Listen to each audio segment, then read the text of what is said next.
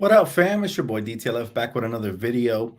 Welcome to another episode of Around the League Live. Hadn't been able to do it due to my illness, but I am almost 100% back. So, without further ado, we got plenty to talk about, man. The Lakers, are they movers during the trade deadline? Are they sellers? Are they buyers? What's going to go on with the Lakers? We're also going to talk about the power rankings, where teams are right now, who are the real, the real contenders, and who are the fake ones. Talk about a couple of things. So keep it locked here for all things NBA and more. Let's start with today's breaking news. In a move to save money, the Celtics have traded Noah Vonleh to the Spurs, who then got cut. Now, in order to make this trade, the Lakers had to do. I'm sorry, not the Lakers, the Spurs. The Celtics traded Noah Vonleh to the Spurs in order to save money. Now they're still below, obviously. They're negative in the cap still, regardless, but it was a salary cap saving move. Boston remains 23 mil over the tax line and an estimated bill of 59 million. So it's very expensive to have these contenders, guys. And now Noah Vonleh and Gorgie Dieng, who got cut from the Spurs to make this trade, are now currently without rosters. So do any of those players interest you guys? I do want to know. How y'all doing, man? Welcome to the live chat. Welcome to Around the League. Do any of those players interest? Do you guys think any of those players have a fit on the Lakers? Gorgie Dieng is a 6'11" guy, averaging about 4 points a game. Didn't get too much run for the Spurs, but we know that he's capable of spacing the floor. He's capable of blocking shots and doing some dirty work. Noah Vonleh is still relatively young. He was just an extra body on the Celtics. So I'm curious if you guys like anybody. Drop them in the comment section right now. I'd love to know it. Also, the All-Star returns have come back, the first ones, guys, and we have great news. I mean, LeBron James leads the West. Okay, LeBron James leads the West, and Anthony Davis is top 3. There you have it, right there on the screen. So check it out. The first All-Star ballot returns. Like I said, LeBron leading the league with 3,168,694.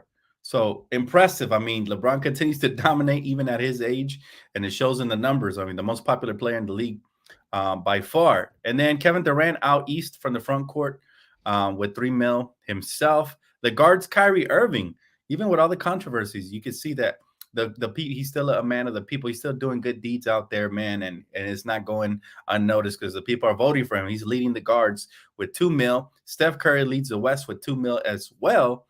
And then you got check it out though. Check it out. Let me see if you guys can see it. Let me see if I remove this tag right here. You guys should be able to see it.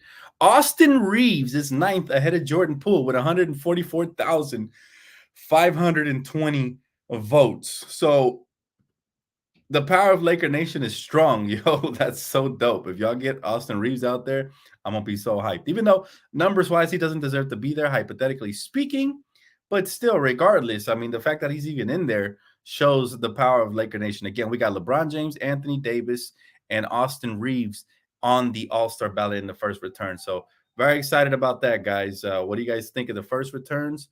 Are you guys voting? Make sure you guys vote. We want to get AD and LeBron both on there at the very least. If we can get a third Laker on there like Russ or somebody, that'd be great. But, I think LeBron and AD will be staples at the All-Star game for sure.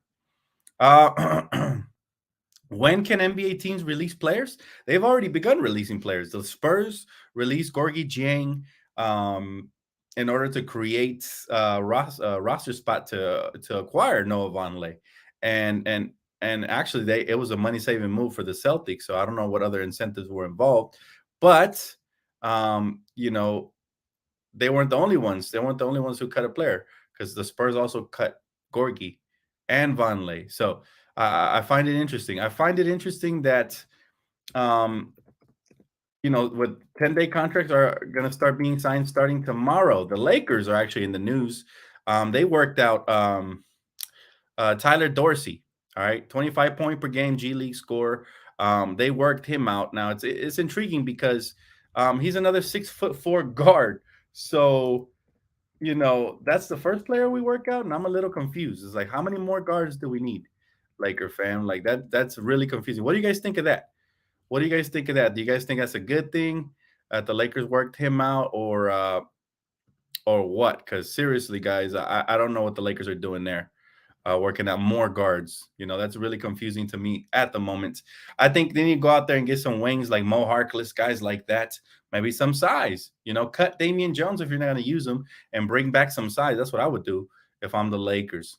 By the way, the rumor mill is starting to churn, guys, because the Pacers are expected to trade Miles Turner, according to reports, at the deadline if no extension is reached.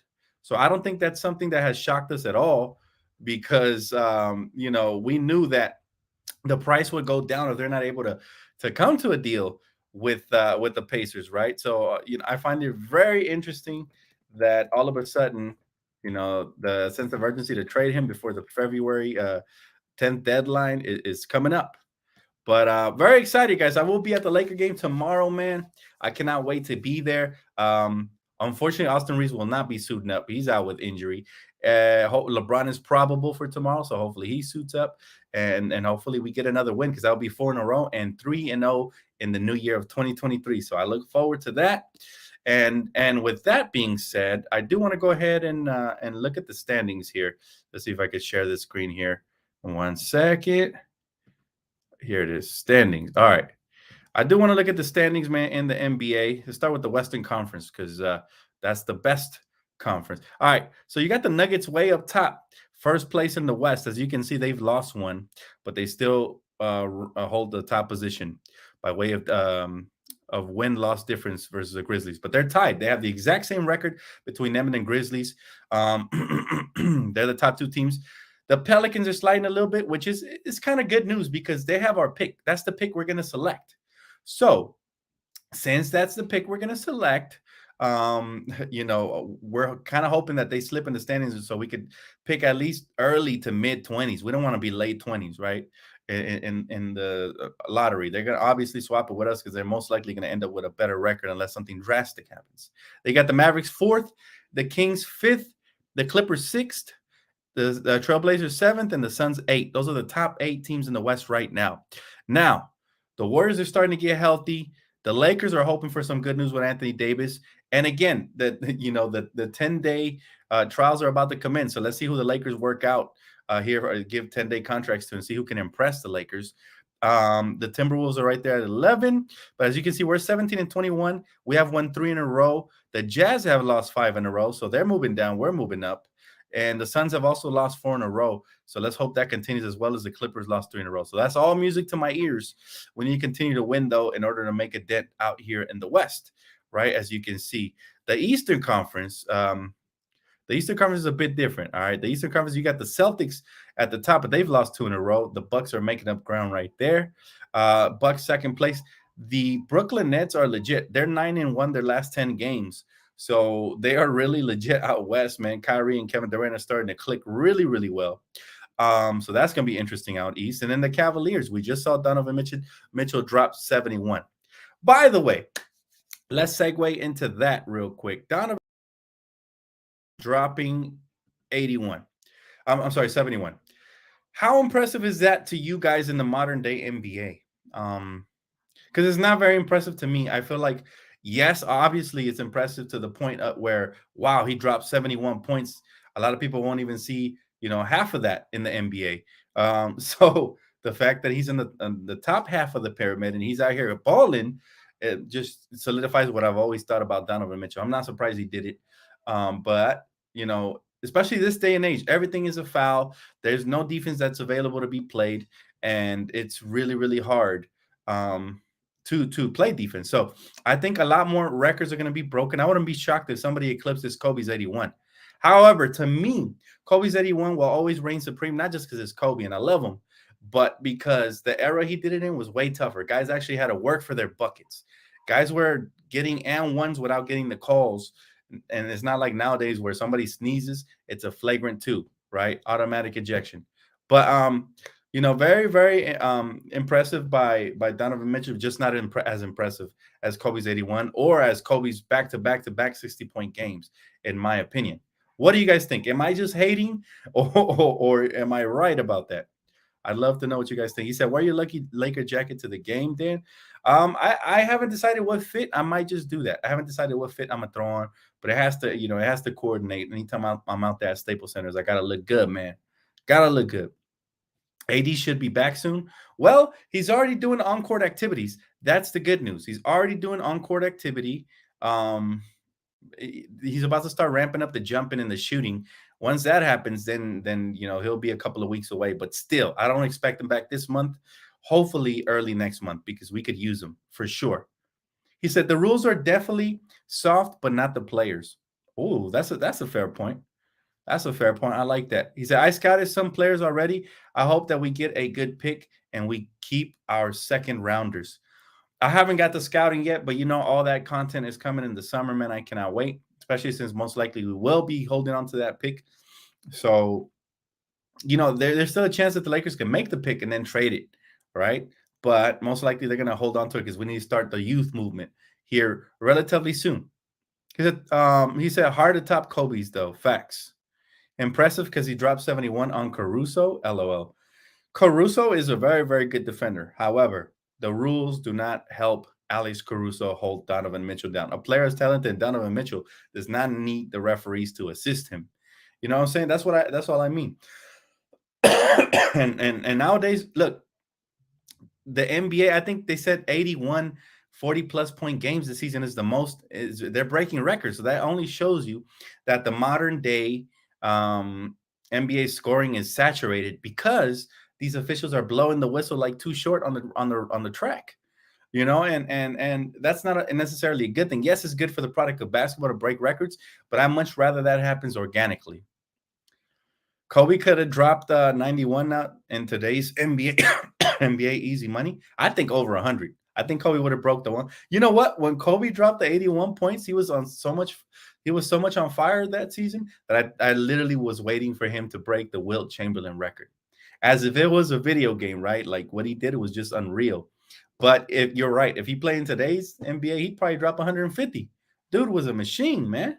And he was scoring in spite of the officials, in spite of fouls, in spite of things. That's when back in the day when players actually work for their buckets. Nowadays, you got D'Angelo Russell going to the line 15 times a game, and it's like D'Angelo's not a slasher. He's a finesse player. Why is he at the line 15 times a game? This is why Alex Caruso has finessed the reps. As you can tell, his style of basketball, he flops. Sometimes he gets in the lane, he'll slow down, and then he'll absorb the contact and put it up, and he gets a lot of and ones that way. Why? Because that's the modern day NBA. I'm not even mad that he's doing it. He's being smart because that's how the officials reward players, unfortunately. So it's not good for an old head like me, but for the modern younger NBA fans, they probably love it. They probably love watching Donovan Mitchell drop 71. But it's still impressive regardless. I'm not trying to take nothing away from him. I'm just saying that was no Kobe's 81 at all. He said, well, Donovan's 71 was just as impressive because the team needed him to do it for the win, just like Kobe.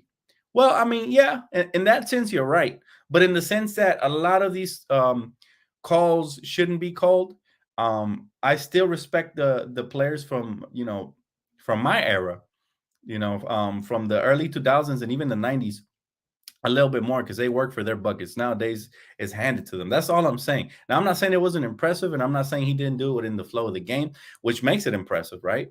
And but it even took overtime to get that 71. So think about it. Kobe got 81 points in regulation without the assistance of the officials, right? Meaning he earned every bucket he got, and he got it all in regulation.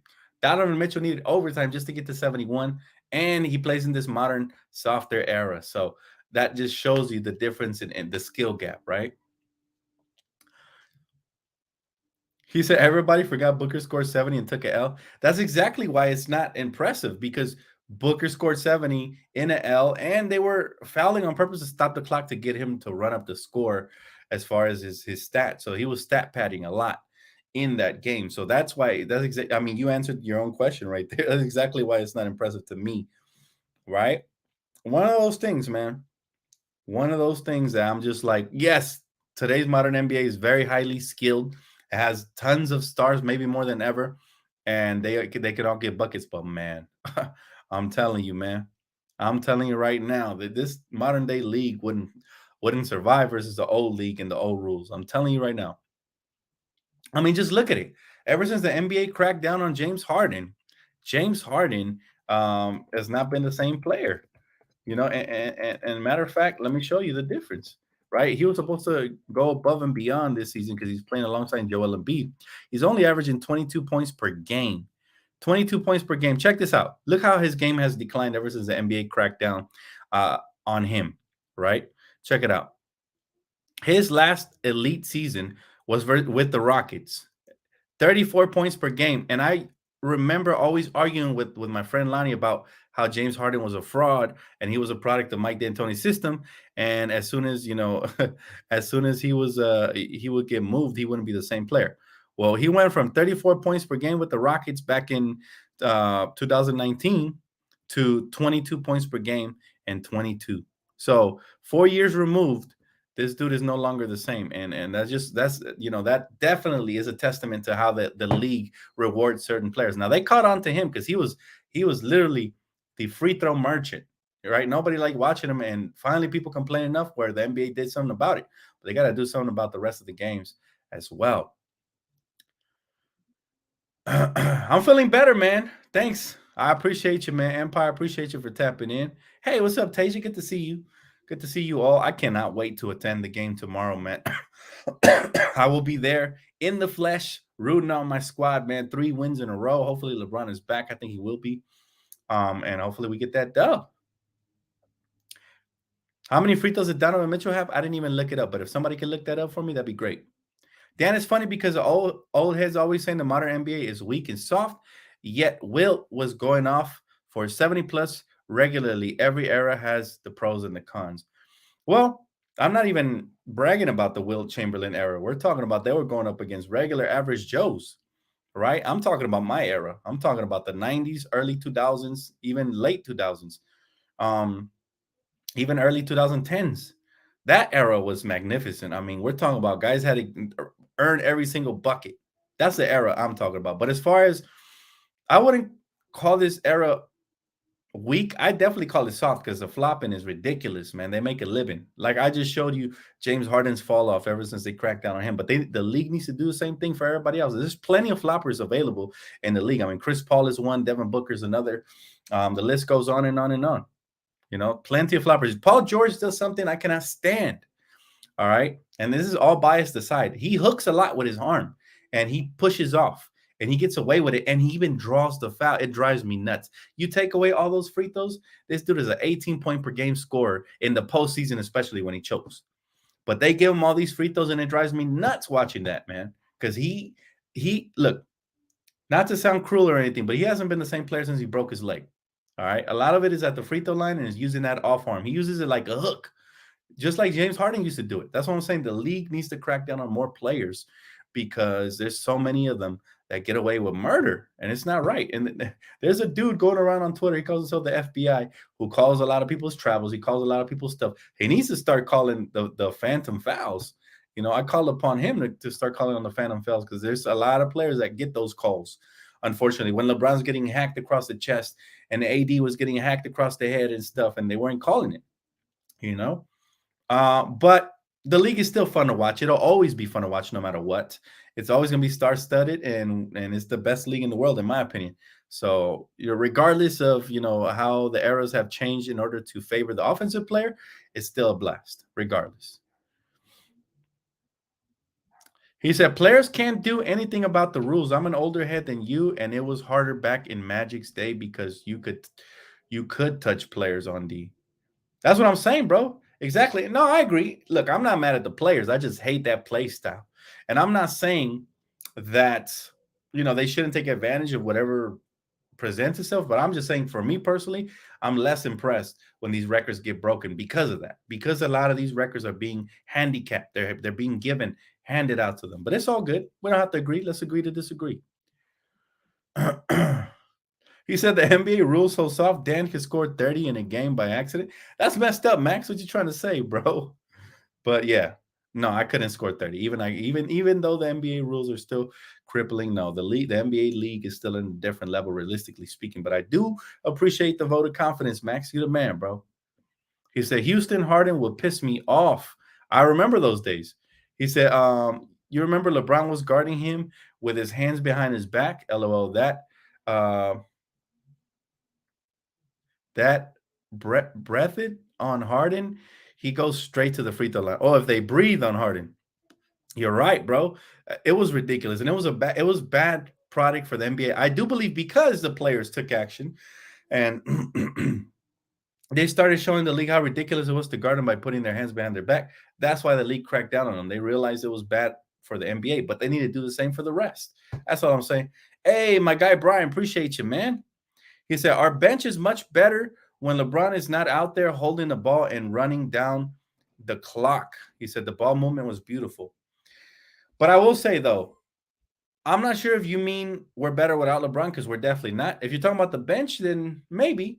But last I checked, man, the last couple of games, every time LeBron went to the bench, we were struggling to score. So LeBron sometimes is the only offense, especially when we get stagnant. Luckily, we didn't rely on him the last game, and they came out here and they cooked, man. So I was very proud of especially the youngsters. But man, everybody has stepped up. I have to give his flowers to Dennis Schroeder. You know, he's really been a lot better since the injury to Anthony Davis. Same thing with Thomas Bryant. Those two guys have stepped up tremendously, and they're one of the main factors of why the Lakers are currently on a 3-game win streak. Also, LeBron James. I mean, LeBron James has been tremendous. We cannot take that away from him. He has been. I think he won Player of the Week. I think he got that. So, you know, I'm just thankful for the fact that he still has it in him because that you don't see players going off like that at his age, you know. And sometimes I find myself having to defend him, which some casual fans confuse me for a LeBron fan, but it's always Lakers first, regardless. But I will say this: I will always respect greatness, whether it's Anthony Davis.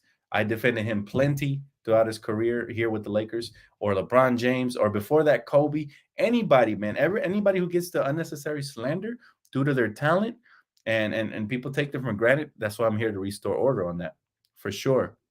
Um, he said, Mamba mentality. I wouldn't call it sus because I already know who Harden was. He said, do you still want Kyrie in the offseason, Dan? Would I? My goodness, man. Kyrie has been destined to be a Laker for the longest. Now, is his head in the right place, and is he going to come through no drama and fall in line? Because you know there's a pecking order, right? If he does that, yes, of course I want him. He is amazing. Have you seen what he's been doing over there in Brooklyn? Dude has been cooking. That's why they're currently, let's see it again in the standings. Currently, they are number 3 in the East, right? They're 12 games above 500, and they started off slow as well. So, as you can see here, there's a reason that they're balling out is because they've won 9 out of the last 10, and they're legit. They are legit, man. They are legit. Believe it or not, they are legit this season. They've found a rhythm, they found a flow, and that's a team that's going to be reckoned with come playoff time. You know, they still have and remember that they got swept by the Celtics in the playoffs. And so I can't wait. I hope they get a rematch of that because that'll be must see TV. Hey, yo, 25 free throw attempts, 20 made, and it went to overtime. Nah, that's what I'm saying, bro. That's what I'm saying. A lot of these players, you know, they got it made. Back then, the free throws had to be earned, but now they're given. You know, a lot of this stuff is, you know, ticky tack fouls. He said Nets the favorites right now for sure. It's gonna be fun. I don't have a favorite coming out of the East for the first time. It's actually up in the air. Same thing with the West. If I'm being honest, it's wide open. But I think that's the kind of parity the league wants. And so the biggest winners right now during all this time is the NBA because you know they getting a lot of parity going on over there. So it's one of those things, man. He said, who got traded?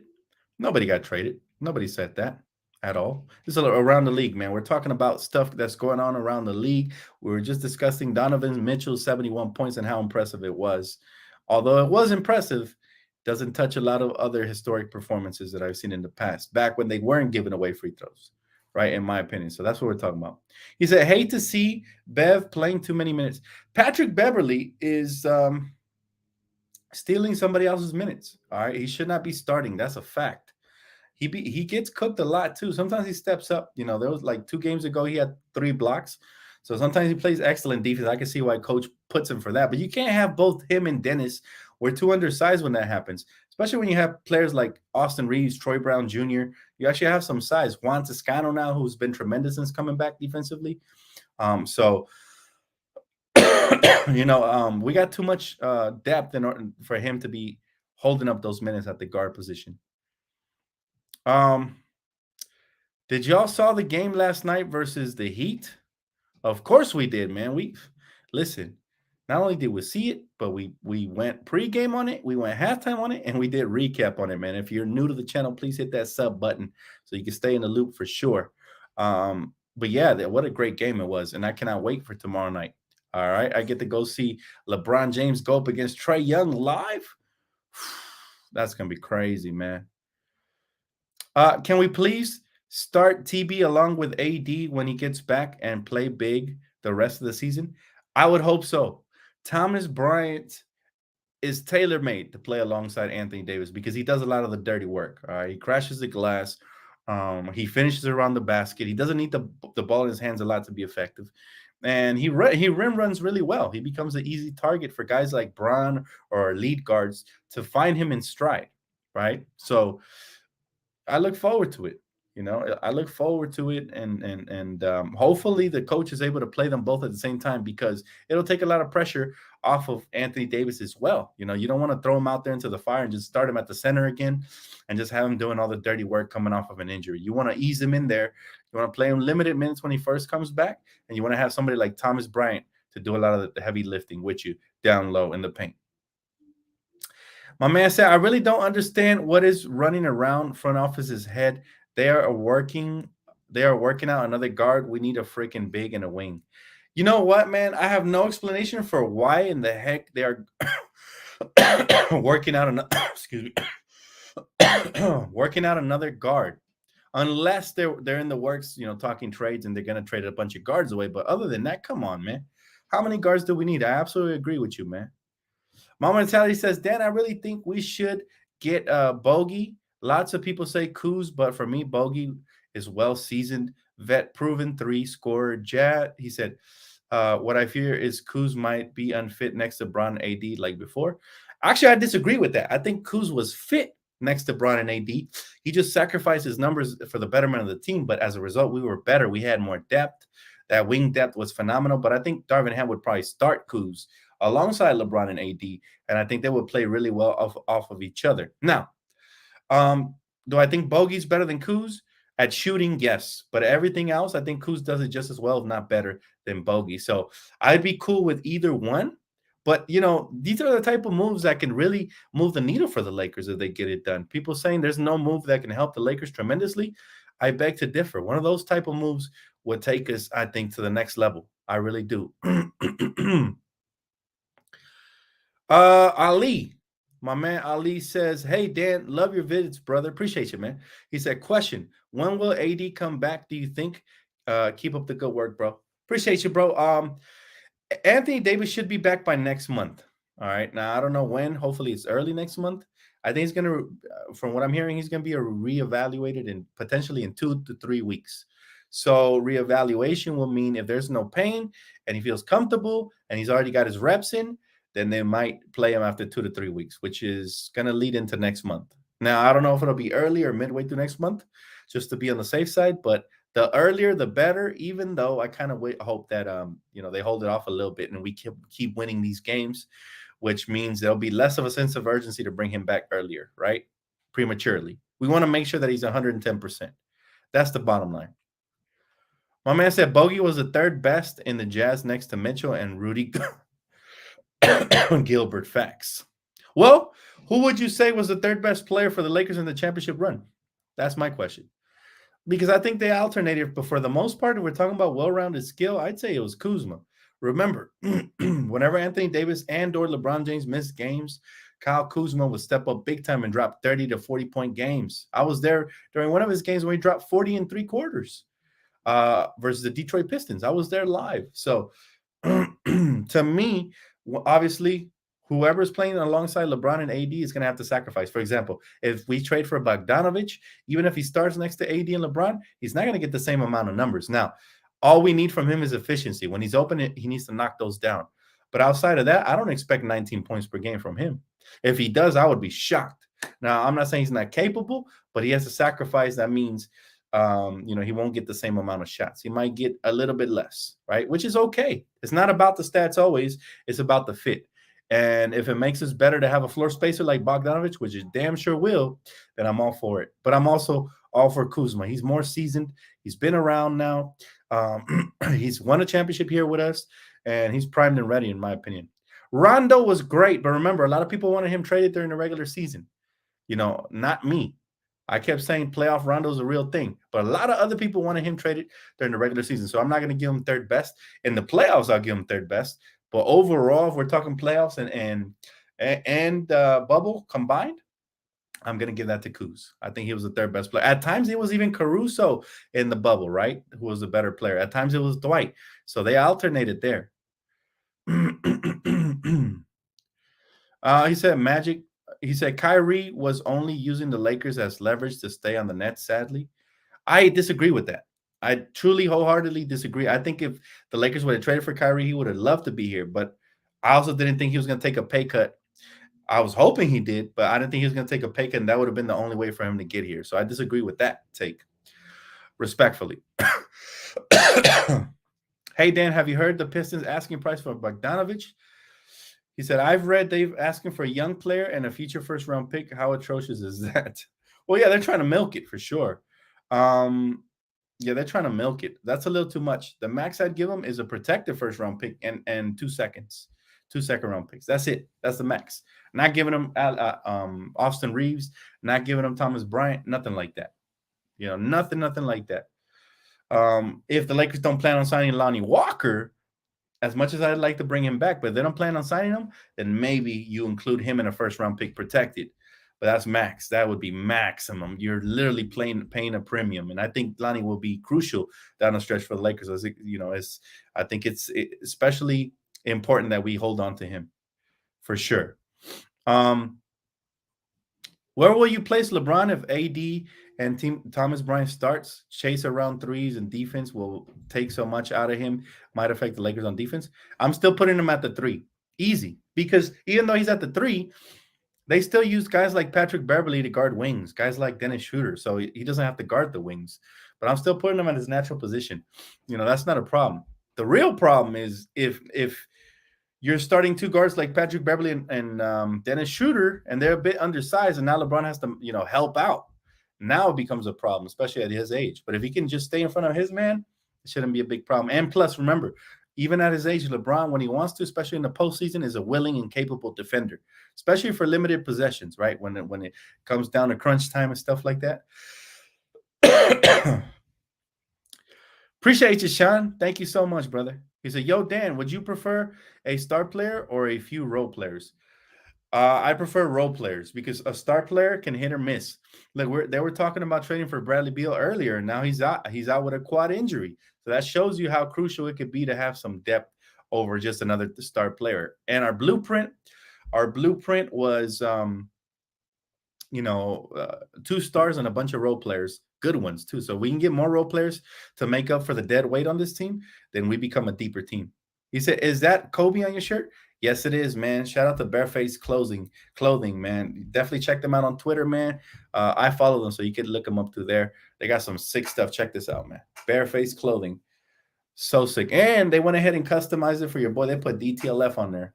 They put Dan the Laker fan. So shout out to Bareface Clothing. It is Kobe, the Black Mamba. He said, if we had Kuzma and KCP on this roster again, and we're going to the Western Conference Finals. You know what? I wholeheartedly agree, man. The way LeBron James is playing and Anthony Davis have both played individually, they put that together with the right role players. I believe that we'll make it out of the West, not just make it to the Western Conference.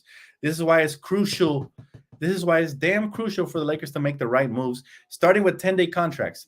Go out and give contracts to wings like Mo Harkless. I don't want to see, Tyler Dorsey or nobody 6'5" and under. Go out and give us some size, man. Give me Gorgie Dieng. Give me Noah Vonleh. Give me some size, something inside to help in the paint, or some wing depth, like I said, Mo Harkless, guys like that. That would be nice. He said, Dan, deep down inside, LeBron is better than. Man, you know what, bro? I'm done arguing this. Here, you can go argue that on a different channel. If LeBron's so much better than Kobe, then why are you so insecure and you keep repeating the same thing? I'll see your way out because we're not about to have this debate. They're both Lakers, and I appreciate them both. My GOAT will always be Kobe Bryant, man. Haters gonna hate, man. Take the L with you, man, and exit. Exit the building. Hater has exited the building. I'm not even gonna read your paragraph, by the way. Dan, do you know why, if we're short sizes in the heights, why we send Max Christie over to the G League? Did they call up somebody else? No, they're sending they are sending Max Christie over to the G League to develop him because he needs all the run he can get. Hassan Whiteside would be a good one too, Brian. Absolutely. Yes, sir. Greg McKinley, appreciate you, brother. No, I'm not gonna ignore him because I try to ignore him. Like he said this like 5 streams in a row, just being annoying. It's like, okay, that's your opinion. Everybody's entitled to your opinion, but when you try to hammer it like a nail as a fact, that's when you lose me. Because top 10, top 1, top 3 is all debatable, right? It's never actually factual because none of these players actually played in the same era. So it makes no sense to say this is what it is and it. It's like, okay, so I can make arguments for my guy Kobe. My guy Kobe has 5 championships. How many does your guy have? Right? I can make all kinds of arguments too. If it's about the numbers, it doesn't matter. Right? My guy Kobe only lost 2 times in the finals. How many did your guy lose? Right? So it's not about the arguments. It's just about difference of opinions. Am I mad at you for saying your guy's better than mine? No, but that's your opinion. But once you try to hammer it, that's when it becomes annoying because it's not a fact. Nothing is factual. Not even what guys tell you on professional sports talk shows is factual. A lot of it, some of it is, but most of it is just opinion based, right? And if you think about it, how can you really say who's the GOAT when none of these guys played in the same era? Think about it. Jordan dominated, the late 80s, early 90s. Kobe Bryant dominated, the early 2000s, late 2000s. LeBron James dominated the late 2010s. I'm sorry, early 2010s all the way to now. So just appreciate greatness. That's all I ask because at the end of the day, it's fans like y'all that give certain players a bad name. It's fans like y'all that create these Skip Baylesses. Because as much as I dislike Skip, this guy was created. He hates LeBron because he wants to swim against the current. Because there's so many people that say, "Oh, LeBron's this, LeBron's that." Blah, blah. Okay, that's your opinion. That's great. I love the dude. He's great. He's been phenomenal. But man, some of these fans just out of their mind. Like I don't really push the pro Kobe agenda. Like he should be your GOAT just because he's my GOAT. You know what I'm saying? Just enjoy players for their greatness. It's better that way. They're both Lakers. They've both been Lakers, and we've been blessed to have them both. There's no point of having arguments. That's all I'm trying to say. People just want to argue for the sake of arguing. And I'm cool with a good debate. A good debate is always cool. But again, when you try to nail something as a fact, it becomes really annoying, man. Really annoying. He said, don't put anyone down that you can't do yourself. Wait, what? I'm not sure what that means, but yeah. Oh, okay. I guess you're agreeing with me. I don't hate LeBron fans. Only LeBron stands like that. I don't hate anybody. You could be a stan if that's what makes you happy. But my question to the stands are, when that player retires, since you can't seem to appreciate anybody else's greatness, whatever the player is, when that player retires, do you retire with him? Because not me. I'm living on forever, man. As a fan, Lakers first. And I'm happy for anybody who came through here, man. I've embraced LeBron as one of our own. Kobe Bryant, definitely one of our own. Even even though he's from Philly, he's really from LA because he basically grew up here and he literally grew up here. So we adopted him as one of our own, and that's why he's such a GOAT here. He always will be. He said, to me, players we need a 10-day contract are Jiang, Harkless, Melo. Ooh, there's one name we haven't heard all year. Carmelo, DeMarcus Cousins, Hassan, Josh Jackson, any of those players. For me, from your list, my favorite ones, bro, are Josh Jackson. I definitely take a flyer on Gorgie Jiang. He is 6'11" and can block shots. DeMarcus Cousins, why not? Even though we need more defense and scoring, but why not? Anything helps. And Hassan Whiteside. But Josh Jackson is my favorite from your list. Josh Jackson, by far my favorite from your list. He said, I'm a huge LeBron fan, but I still say MJ is number one and Bron number two. Kobe top five for sure, though. And I respect that. That's perfectly a respectable list. But you have to have for me to respect your list, you have to have all three of the names you just mentioned. I don't care the order, but they all have to be in your top five. If any of those that you mentioned aren't in your top five, I just personally, my opinion, right? Don't mean that I'm right or whatever, but I think I am. I just don't respect your list if you don't have those three in your top five as far as GOATs go. He said, I would love Carmelo back on the Lakers. You know what? Off the bench, him and Westbrook would be really fun to watch again. For that reasons, I say why not? But if we can go ahead and get other players instead, then I'm going a different route, because I think there's more capable players that are a bit younger and can get down on both ends of the floor at this point in time. But yeah, anyways, before I get off, I do want to talk about who are the pretenders so far this season and who are the contenders. Let's talk about it. Let's look at the standings real quick. All right. Celtics are definitely contenders. I hate to say it, but you always got to keep it a $150, man. Bucks, we know, are contenders. The Nets, definitely contenders. The Cavaliers, I believe, are pretenders. And let me tell you why. Not because I don't like their talent. They're not one of the deeper teams in the East, and they don't have what it takes to come out of the East. But when I talk about contender versus pretender, I'm talking about teams that actually have what it takes to go all the way.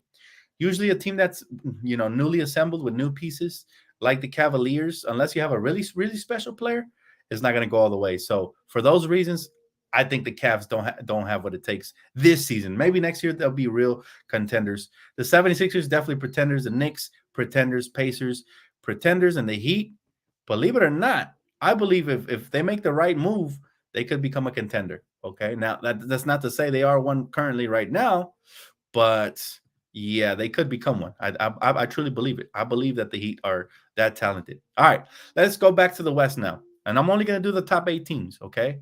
The Nuggets, I hate to say it because I got a friend on here who's a Nuggets fan, but I don't think they're contenders. I think they're pretenders, believe it or not. Can they come out of the West? Sure. But can they win the championship? Do they have what it takes? I just don't see it. I see Jokic and I see Jamal Murray. Those are two great guys to lead your team. But Jamal still hasn't been the same all season. He's been inconsistent due to the injury coming back from that. The Grizzlies are definitely pretenders. They listen, the Grizzlies are pretenders because they're too young still, and they believe that they've already accomplished something. That's the biggest mistake. When you already feel accomplished and like you already came out of the West, that's when teams sneak up on you because you have a target on your back. And for those reasons, I think they are pretenders. I don't think they'll even come out of the West. All right. The Pelicans, man, they are a very good team, but due to injuries, they've been just plagued with injuries. I do believe they're pretenders. I would love it if they were contenders. They're a fun team to watch, right? If they came out of the West, I'm not going to be mad out, as long as they don't eliminate my Lakers in the process. But let's just say the Lakers are a non-factor this season and the Pelicans come out of the West. I'm not mad at it at all. Will it be annoying to deal with their fans thinking that they won the trade? Sure, it'll be annoying. But I'm telling you right now, man, I do believe that the Pelicans are pretenders. The Mavericks, okay? I think this is their year. I think the Mavericks could take a leap this year. I think they're legit contenders. I really do. Last year they made it to the Western Conference. Luka continues to get better. And I do believe that the Mavericks are the real deal in the West. They're currently slotted, no trades involved as they are right now. Now, things could change. If the Lakers make a trade, I will put us up there, especially if they make the right trade. But I do think the Mavericks could be contenders, all right? The Clippers, always going to be pretenders. We know that. We know they're pretenders. The Trailblazers, definitely pretenders. Damian Lillard's never winning anything there. I wish he did because he's a great player and he's very loyal and all that good stuff, but they're pretenders for sure. The Suns are mega pretenders. They've been pretenders. They stay pretenders. Warriors pretenders because of what happened. Draymond plus the injuries ruined everything all year. And then, that's basically, I already went over it. But in my opinion, the West is wide open. The only team that I can legit see becoming a contender is the Mavericks. And that's the Kings are definitely pretenders, man. They're a nice young team, but they're not coming out of the West. I'm talking about teams that could actually come out of the West. There's only one team that I could see there, and that's the Mavericks. Unless trades happen or unless something else different happens. But if the Lakers do make the right moves, then I could definitely see us becoming contenders. Right now, we're nowhere near it. Even though we've had a nice run and we're starting to build momentum, we're nowhere near it. We make the right piece moves, the right acquisitions, maybe some 10-day contracts, and somebody sticks, and we get some more pieces, and we can definitely become contenders. But for now, realistically speaking, we are not. But that's going to wrap it up for me, guys. Thank you so much for tapping in. Please do not forget to hit that like button. It truly helps the channel grow. It helps all of us, man. So helps the family keep building up so we can continue to have more participants here during the live shows and all that good stuff. Tomorrow, I will be doing pregame early because I will be at the game. So I most likely won't do postgame till the next day unless something crazy happens and I got to go live from the spot. But outside of that, I appreciate y'all, man, for tapping in. Shout out to my sponsor, Prize Picks, man. You guys know the deal. Promo code DTLF, 100% deposit match guaranteed with your first deposit. So definitely check that out. Appreciate y'all, man. Have a great rest of your evening. It's been another episode of Around the League. Always a pleasure. See you guys in the next one, all right? Peace.